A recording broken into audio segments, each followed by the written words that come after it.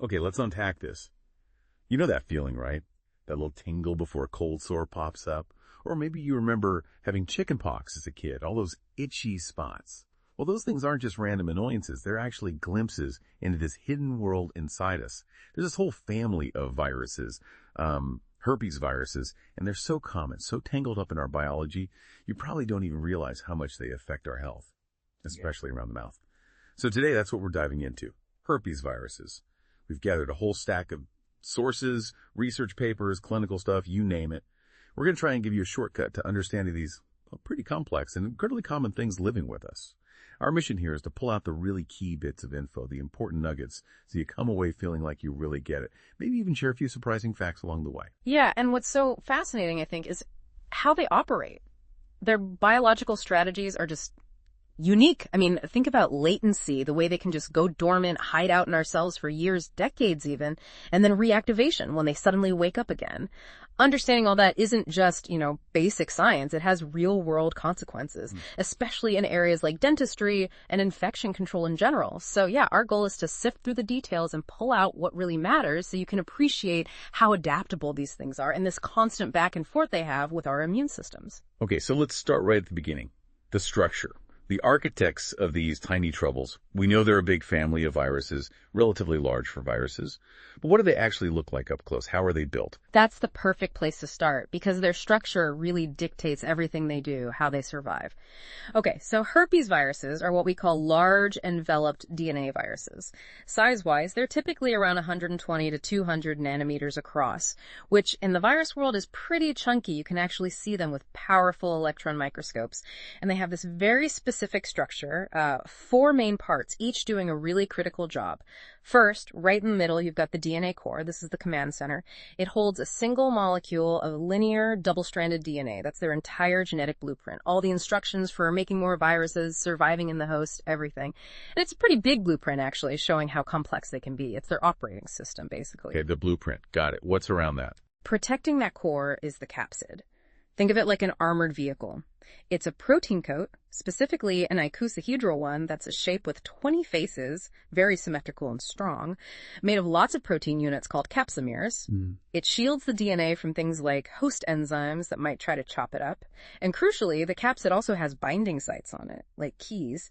These let the virus lock onto the surface of our cells to get in. So it's protection and the first step of invasion. Armor and keys. Makes sense. What's next? Okay, nestled between the capsid and the outermost layer, there's the tegument. It's often described as kind of amorphous, a bit jelly-like, without a defined shape. But don't let that fool you, it's vital. The tegument is packed full of viral proteins and enzymes, stuff the virus needs immediately after it gets inside a cell to kickstart replication. It's like their ready-to-go toolkit, lets them hijack the cell's machinery super fast. Instant toolkit. Yeah. Clever. And the outside layer. Right, the envelope. This is the outermost part, and it's really interesting because the virus doesn't exactly make it itself. It's made of lipids, fats, basically, and the virus actually steals it from the host cell's nuclear membrane when it's budding out during replication. It steals part of our own cells. Exactly. It wraps itself in a piece of the host membrane, like a disguise. And this envelope isn't smooth. It has these little protein spikes sticking out about 8 nanometers long. These spikes are super important for interacting with and recognizing the next host cell it wants to infect. They help it dock and get in. Wow, a stolen disguise with built-in keys. Pretty much. But that stolen envelope, that fatty layer, is also a weakness, an Achilles heel. Because it's made of lipids, these enveloped viruses are really sensitive to fat solvents, things like alcohol, hand sanitizer, or even soap and water. Chloroform, ether, bile salts too, they disrupt that fatty layer. They're also heat labile, meaning heat destroys them relatively easily. That's why washing hands or using sanitizer works so well against them, because it breaks down that outer layer. Precisely. It's a fantastic practical point. Their clever disguise also makes them vulnerable to really simple cleaning methods, huge for infection control. That really clicks. So simple hygiene is powerful stuff. You mentioned the capsid shape earlier, icosahedral. Is that unique to herpes viruses? Well, it's one of the main types of viral symmetry. You see icosahedral, helical, and complex shapes in viruses. Herpes viruses exclusively use this icosahedral symmetry for their capsid. It's incredibly efficient for packaging their large DNA genome, very stable, and allows for those precise binding sites. It's definitely a hallmark of their design. Okay, so that's the what's and the how they're built. Now, the part that really blows my mind. Yeah. How do these tiny things actually infect us and then just stick around, sometimes forever? It sounds like science fiction. It really does, doesn't it? And it speaks to how incredibly successful they are, evolutionarily speaking. They have these key biological properties: neurovirulence, latency, and reactivation. These aren't just buzzwords. They explain how these viruses become such persistent, lifelong companions, sometimes troublesome ones. Let's start with the replication cycle. How they invade a cell step by step. One key thing about herpes viruses is they replicate inside the host cell's nucleus. They go right for the control center. It starts with adsorption.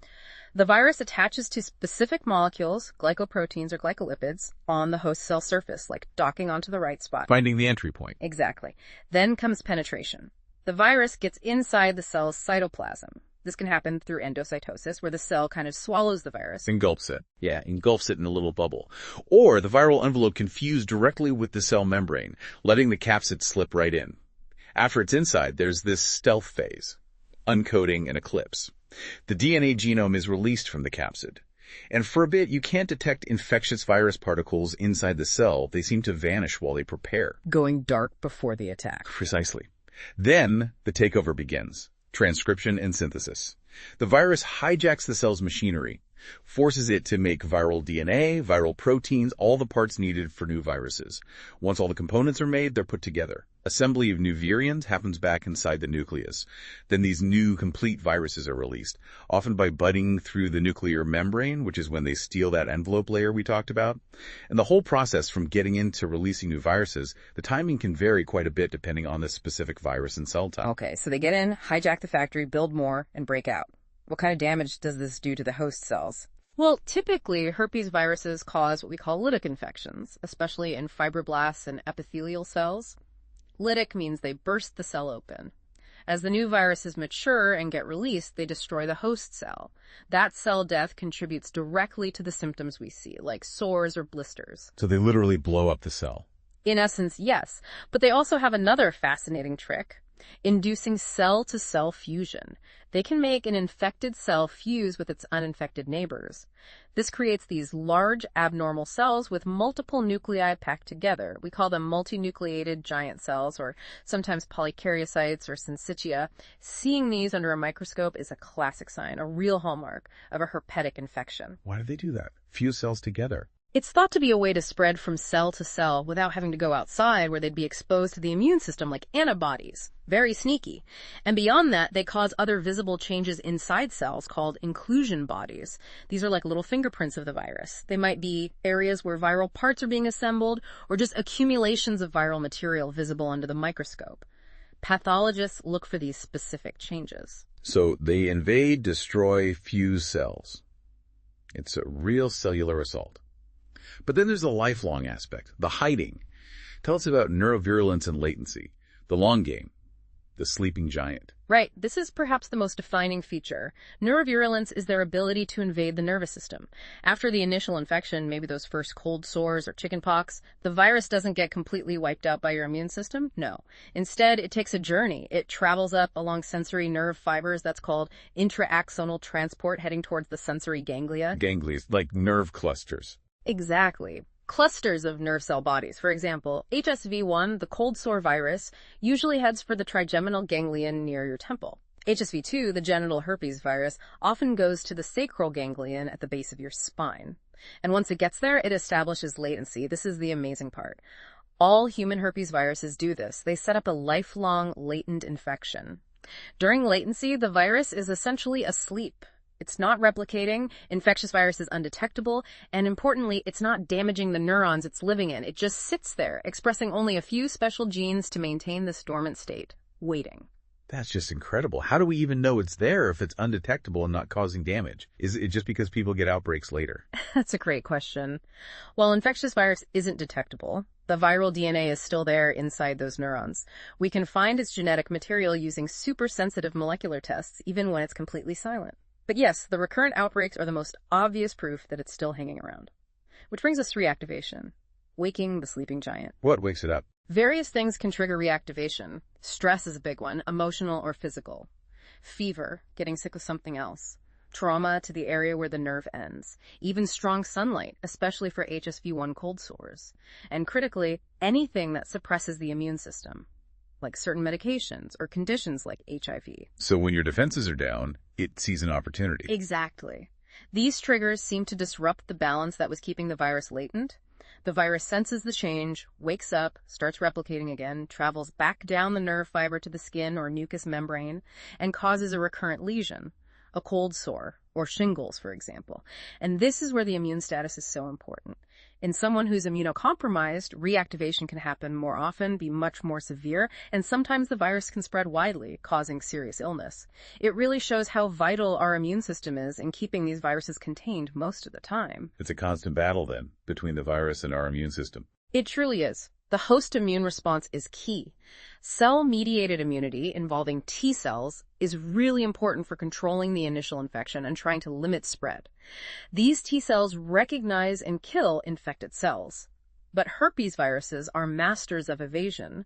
They have clever viral evasion tactics. For instance, by integrating their genes into our cells during latency, they might only provoke a low-level immune response, not strong enough to clear out all the latently infected neurons. Some can even produce proteins that mimic our own immune signaling molecules, basically confusing or interfering with the immune response, like jamming the communication lines. Wow, so they actively fight back against our defenses. Absolutely. It's a highly sophisticated biological arms race constantly playing out inside us. They're incredibly well adapted to long-term survival within their host. It's just wild to think about. Okay, so given how sneaky they are, hiding away like that, how do we actually diagnose a herpes virus infection when it is active? How do doctors figure out, okay, this is herpes? Right, because they can mimic other things sometimes. Fortunately, we have a good range of lab methods, each useful in different ways. One of the quickest options is direct microscopy. You take a smear, a sample, directly from a lesion, like a blister. You stain it with special dyes, gram stain, Giemsa, Wright, Pepinicolo, or common ones, and look under the microscope for characteristic changes in the cells, those cytopathological changes we talked about. Yeah, the fused cell. Exactly. Those multinucleated giant cells, sometimes called Zank cells, are a big clue. Also, cells might look swollen or ballooning. The nucleus might look like ground glass, or you might see those distinct inclusion bodies, like Cowdrey type A inclusions inside the nucleus. These are all visual signs of herpes virus activity. So you can literally see the virus's effects. Yes. And you can go even further with electron microscopy to actually visualize the virus particles themselves, though that's less common for routine diagnosis. Then there's immunofluorescence, or IFA. This uses special antibodies tagged with fluorescent dye. These antibodies are designed to stick only to herpes virus proteins, antigens. So if the virus is there in the sample, the antibodies bind, and when you shine a special light on it, the virus-infected cells glow brightly. Very specific. Okay, seeing the effects of the virus itself. What about growing it? That's virus isolation. It's kind of the classic method, trying to grow the live virus in the lab. HSV, for example, grows pretty readily in various cell cultures. You take the patient's sample, add it to cells in a dish, and wait. For HSV, you might see effects in just a day or two. Other herpes viruses, like CMV, are slower, might take weeks. What you look for are those cytopathic effects, or CPEs, signs the virus is damaging the cells in the culture. Cells rounding up, clumping together, forming those giant fused cells, syncytia, or just patches of dead cells. Seeing CPE confirms you have infectious virus. And what about blood tests? Can they tell? Yes, that's serology. This looks for antibodies against the virus in the patient's blood serum. It's checking the immune system's response. It's especially useful if shedding is low or you can't easily get a sample for culture. To diagnose a new acute infection, you can look for a specific type of antibody called IgM, which appears early on. Or, the gold standard for confirming a primary infection is showing a 4-fold increase in the antibody level, titer, between a blood sample taken during the illness, acute, and one taken a few weeks later, convalescent. That sharp rise shows the immune system reacting strongly to a new invader. Okay, but you mentioned latency. If someone's had cold sores for years, does serology help diagnose a new outbreak? That's a really important limitation. Generally, no. Serology is often not useful for diagnosing recurrent episodes. Because the person already has antibodies from the past infection, the antibody levels usually don't jump up significantly during a reactivation. The immune system remembers it, but doesn't mount that massive first encounter response again. So serology tells you if someone has been infected in the past, but not necessarily if their current symptoms are due to an active reactivation. Common serology tests are ELISA, neutralization tests, things like that. Right, so it shows past exposure, not necessarily current activity and recurrences. What's the cutting edge then? That would be the molecular amplification methods, primarily PCR polymerase chain reaction. PCR is incredibly sensitive and specific. It can detect tiny amounts of the virus's DNA, even just a few molecules. This is huge because you can find the virus even when it's present in very low levels, like maybe early in an infection or even potentially during latency if you sample the right tissue, though that's more research-based. PCR can also be designed to tell the difference between HSV1 and HSV2, which can be clinically important. It's great for testing various body fluids or tissue samples, really revolutionized viral diagnostics. Super sensitive detection. Are there any other tests worth mentioning? Yeah, briefly, histology of biopsy specimens, looking at tissue samples under the microscope.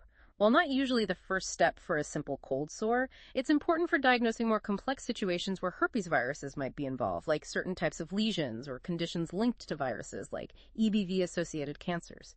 So different tools for different questions. It's amazing how many ways we have to track these things down. So once we know it is a herpes virus infection, what can we actually do about it? Can we cure it? Get rid of it completely? That's the big question, right? It is the big question. And the short answer, unfortunately, is no. We can't cure it in the sense of completely eradicating the latent virus. We have effective antiviral drugs, yes, but their goal is mainly to manage the infection. They aim to prevent the disease from getting worse, reduce how often recurrences happen, shorten how long an outbreak lasts, and make it less severe. But, and this is absolutely key, they do not eliminate the latent virus hiding in the nerve cells. They work by stopping the virus from replicating when it becomes active. Management, not eradication. Okay, managing, not eradicating. That's a crucial distinction. What are the main drugs used? The workhorse, especially in dentistry for oral herpes, is acyclovir. It's a major antiviral, highly effective, and importantly, very selective against HSV, herpes simplex, and VZV, varicella zoster. Its cleverness lies in how it works. It needs to be activated by a specific enzyme made by the virus itself, so it mostly gets activated only inside infected cells. Once activated, it messes up the virus's DNA replication process, stopping it from making copies of itself. And it does this at concentrations much lower than what would harm our own cell's DNA. It's a targeted attack. So it mostly targets the cells that are actually infected. Exactly. It's used for primary infections like that nasty first outbreak of herpetic gingivostomatitis, for recurrent cold sores, herpes labialis, and also for severe shingles, herpes zoster. Timing is really important, though. For things like cold sores, starting treatment right in that prodromal phase when you feel the tingle but before the blister forms gives the best results. It can really lessen the severity or even stop the blister from fully developing. So acting fast makes a difference. Are there other drugs besides acyclovir? Yes, there are other antivirals. Valacyclovir and famciclovir are common oral options for HSV too. They get converted to acyclovir in the body, and sometimes you can take them less often. For CMV infections, which can be serious in immunocompromised people, drugs like ganciclovir or foscarnet are used. They also work against some other herpes viruses like HHV7 and HHV8, but there's a catch. Like bacteria developing resistance to antibiotics, drug-resistant strains of herpes viruses can emerge. This is more likely in people on long-term treatment or with very weak immune systems. It's an ongoing challenge. Resistance, another complication. Okay, what about prevention? If we can't cure it, can we prevent getting it in the first place? Are there vaccines? This is where it gets interesting and maybe a bit surprising. For HSV, herpes simplex virus, the cause of cold sores and genital herpes. Despite decades of research, there is no widely available effective vaccine currently. Really? For something so common? Really. It's proven incredibly difficult to develop one, likely due to the virus's complexity, the latency aspect, and its immune evasion tricks. So prevention for HSV mostly comes down to avoiding direct contact with active lesion sores, blisters, and contaminated fluids. That means, for healthcare workers especially, wearing gloves is absolutely essential. Simple barrier protection. But what about chickenpox? I thought there was a vaccine for that. You're absolutely right. That's the big contrast. For VZV, the varicella zoster virus, we do have an effective vaccine against chickenpox. Giving kids the chickenpox vaccine prevents that primary infection, so the virus never gets a chance to establish latency in the first place. And there's also a separate vaccine specifically for shingles, recommended for older adults, to boost immunity and prevent or reduce the severity of VZV reactivation later in life. So we can vaccinate against one major herpes virus, VZV, but not another really common one, HSV. Exactly. It highlights how different these viruses can be, even within the same family. And just for comparison, we have routine immunization for things like rubella too, but that's a different type of virus altogether. So for HSV, it's still largely about managing outbreaks and careful prevention of transmission. That distinction is really clear now. Treatment manages, doesn't cure, and vaccines are available for some herpes viruses, but notably not HSV. Okay, let's bring this right into the dental chair. What does all this mean for patients and dental professionals? Why are these viruses intimately woven into the fabric of dentistry? They really are. Their impact is significant, both in terms of the conditions dentists see and treat, and also for safety in the dental setting. Many herpes viruses cause specific common oral manifestations, or they're just commonly found in saliva and oral tissues. Let's run through some key examples. HSV-1 is the main culprit behind orofacial lesions. That includes primary herpetic gingivostomatitis, that really severe first infection, often in kids, with widespread sores, fever. It can be quite miserable. And of course, recurrent herpes labialis, common cold sores on or around the lips. Most people know those. While HSV-2 is mostly genital, it can cause oral lesions through contact. And sometimes HSV can cause recurrent sores inside the mouth too, usually on the gums, roof of the mouth, the tougher tissues. So dentists see HSV infections quite often. What about chickenpox and shingles? VZV, HHV3, is very relevant. Chickenpox itself can have oral sores, but the big one for dentists is shingles, herpes zoster reactivation. If shingles affects the trigeminal nerve, which supplies sensation to the face and mouth, it can cause intense localized oral pain. It can feel exactly like a severe toothache. Oh, that could be really misleading. Totally. A patient might insist a tooth is killing them, but the dental exam finds nothing wrong with the tooth. Then, maybe a day or two later, the characteristic shingles, rash, or blisters appear on the palate or tongue or cheek on that side. It's a crucial differential diagnosis for dental pain. Okay, what else? EBV. Epstein-Barr virus, EBV, HHV4, known for causing infectious monoglandular fever, which obviously involves a sore throat. But in dentistry, we also associate it with oral hairy leukoplakia. This is a white, corrugated, or hairy-looking patch, usually on the sides of the tongue. You see it most often in people with weakened immune systems, especially HIV. It doesn't usually hurt, but its presence can be a sign of significant immunosuppression. EBV is also linked to certain cancers, like nasopharyngeal carcinoma. And CMV. Cytomegalovirus, CMV HHV5, is super common. Most people have it asymptomatically, but it can cause issues in pregnancy or in the immunocompromised. Orally, it's sometimes associated with salivary gland enlargement. And those other HHVs, 6, 7, 8. HHV6 and HHV7 are very widespread, found commonly in saliva. HHV6 is linked to roseola, a childhood illness with rash and fever. Their direct role in specific adult oral lesions is less clear-cut than others, but they're present. HHV8, though, is definitely significant. It's the cause of Kaposi sarcoma. This is a type of cancer affecting blood vessel linings. Orally, it often appears as purple, red, or brown lesions, maybe flat or raised, commonly on the palate or gums. Seeing Kaposi sarcoma in the mouth is strongly associated with HIV/AIDS and indicates significant immune compromise. Wow, so the mouth can really be a window into systemic health, showing signs of these viral infections and immune status. Absolutely. And the sources also mention a couple of other non-herpes viruses that cause oral issues dentists see. Coxsackie viruses cause herpingina, and hand, foot, and mouth disease both involve blisters or sores in the mouth, sometimes quite painful. And human papillomavirus, HPV, causes things like oral warts, papillomas, but importantly, certain high-risk types, like HPV 16 and 18, are major risk factors for oral cancers, specifically squamous cell carcinoma. So dentists play a key role in screening for HPV-related changes too. It's a huge range of viral impacts in the mouth, which obviously leads to the occupational hazard and infection control aspect for the dental team. They're dealing with potentially infectious saliva all day. Exactly. It's a major consideration. Dental professionals are at direct risk for herpetic whitlow. That's a herpes infection of the finger or thumb. It can happen if they have a small cut or abrasion and come into contact with infected saliva or a lesion, perhaps if a glove tears or isn't worn properly. It's painful and can mean time off work, a very real occupational risk. So gloves are non-negotiable. Absolutely critical. And the whole approach to infection control really shifted with the emergence of HIV/AIDS in the 80s. Right. That crisis dramatically ramped up standards and procedures. It led to the universal adoption of what we now call standard precautions. The core idea is simple but powerful. Treat all patients as potentially infectious. Assume everyone could be carrying something, whether they know it or not.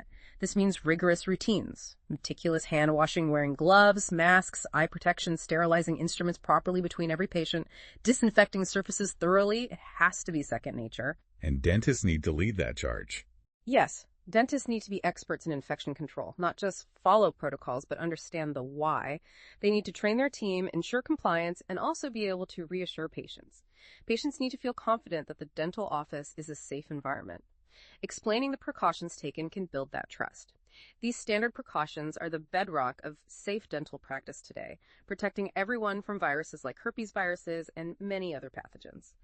So if we sort of zoom out and look at the big picture, what really stands out is just how adaptable these herpes viruses are. Their ability to coexist with us, sometimes quietly for decades, sometimes causing trouble. It's this constant, complex dance between the virus and our immune system. They've really mastered the art of long-term survival within us. Yeah, it's quite the story.